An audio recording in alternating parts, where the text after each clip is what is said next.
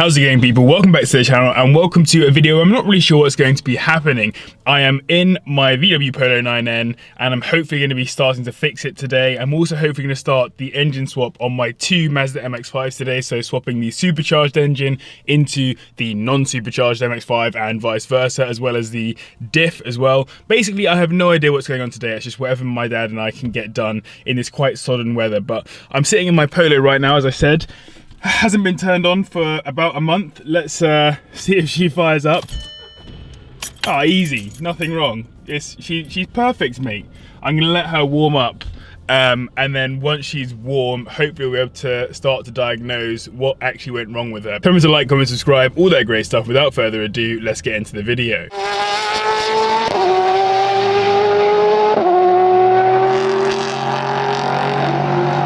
And before you start wondering why did it take me a whole month, in fact more than a month, to actually start looking into this car and diagnosing the issue, it's basically because I couldn't be bothered. I've been so busy with work and with YouTube recently, and I didn't really need the car during lockdown because I was just driving my MX-5, not driving loads of people around or anything. So I just decided it wasn't worth adding the additional stress, but now I'm at a state where I don't think it's that stressful to do. We're gonna get it done, get the car back on the road and just see where we go. Oh, and check this out, by the way, something that definitely needs to be fixed. I got an absolutely massive rock hit the windscreen when I was driving along just before the car actually ended up braking, and over the time that the car sat here, it's just increased in size. So it shows you how just the movement of the earth will continue to crack your windscreen. That's gonna go the whole way across at some point. So yeah, windscreen replacement required. So I've let the car warm up for a little while. I'm gonna turn that off now. And the next plan is to relieve it of some of the oil that was in it, because obviously one of the potential issues was that it was just simply overfilled with oil. I don't know if that's necessarily the case, but we're going to find out. So yes, this is us taking out some of the oil from the car before we begin trying anything else, just in case it was overfilled in particular.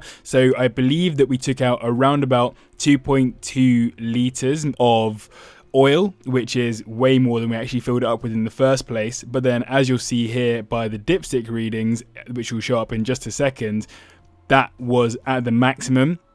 So clearly the car had been overfilled with oil, but what didn't make sense is that originally the car had its oil sensors coming on. So the next step then, if the car had been overfilled with oil, was to start the car up and then let it run for a bit.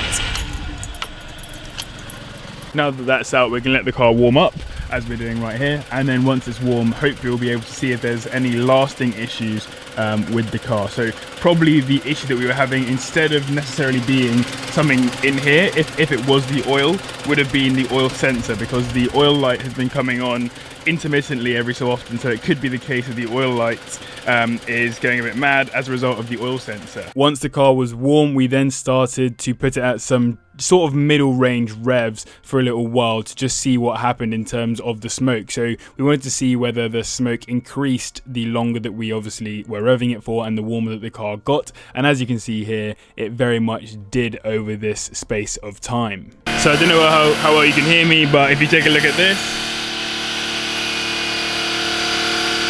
So yeah, not looking ideal. It's very white though, maybe white bluish tinge. But yeah, you can start to see there that it's smoking pretty hard. So basically the warmer it was getting, the more smoky it was getting. So let's have a look.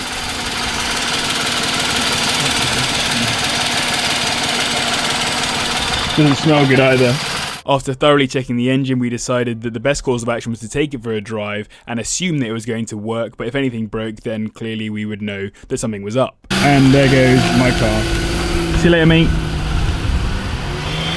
Have a look at that smoke as it goes down the road. Yeah, it doesn't smell so good. I think he's just taking it for a little test drive to see how it feels, because he can't necessarily see anything wrong directly with the engine. Obviously we relieved it of oil, and yet still it's smoking out the back, and obviously as you can see it was quite white smoke. So yes, hopefully we can get this sorted sooner rather than later. I wanted to let you guys in on a little bit of a discussion point. So I wanted to do the 1.8 T swap, and that's always been the plan for the car, and it's been a plan for about probably 2 years now, and I'm still faffing around on it. But I think that it's probably not going to happen right now, simply because of this car right here. So obviously because we've got the supercharged engine to put into this one, I'm first of all going to allocate my money to getting this done, because I've just been thinking about it. Once the engine, gearbox and diff are in this, and then once I have redone the interior and repainted it and got new alloys on it. It's pretty much done. Well, I say done, like no project's ever done, but I mean it's done in terms of like the vast majority of things that I wanted to do for it to get it ready for the track and then also be a nice car for the roads are finished once that's all happened. So yeah, once that's all finished and I can kind of get that out of the way, then we can take a look at that car and be like, okay, what are we going to do to this? What's the route or plan of action? Do we go JWRC? Do we go, I don't know, Club Sport? Do we go R25 or R whatever it is? Like there's so many options for it, but I think I need to get this done right now, allocate my money to this, and then I'll send it on to that. Oh, you got a friend. Hello mate, how's it going? Yeah, he's not interested. So I will await my father's return. The prodigal son returns. And it's not smoking too much, doesn't it like?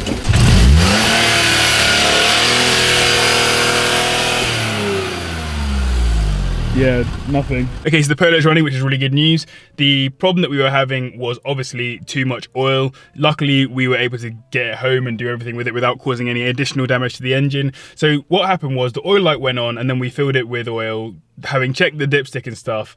But what we think was actually happening was that there's been a little bit of petrol getting into the oil and kind of increasing the level alongside me increasing it. So my dad reckons that the oil light came on as a result of too much oil in the engine rather than too little, which doesn't necessarily make sense because when I pulled the dipstick out, it had a low level of oil, obviously. But yes, basically something to do with the oil levels in the car is not going to plan. So we've had oil lights on and off for the last like 2 or 3 weeks of me driving the car.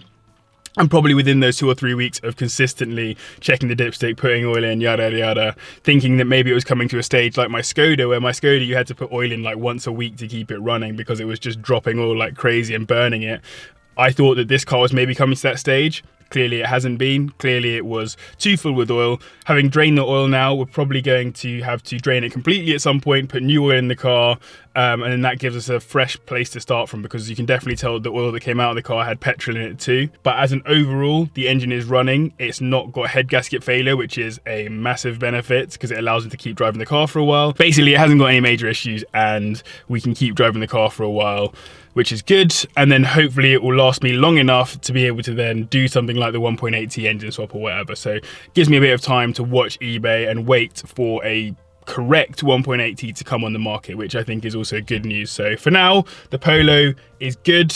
Penny lives. We'll keep driving her. Now let's see what we're doing next. Something to do with the MX-5. Okay, over here at my other MX-5 now. So just wanted to show you guys quickly what's in the two of these. Not going to be doing any work on the engines today, but I thought I'd show you regardless, just for the sake of this video. So here you can see the supercharged engine up in here. Key differences, obviously, not just to mention all the parts here for supercharging, but also a strut brace. I think I'll definitely take across to that one there as well, which I think is a bit of a benefit.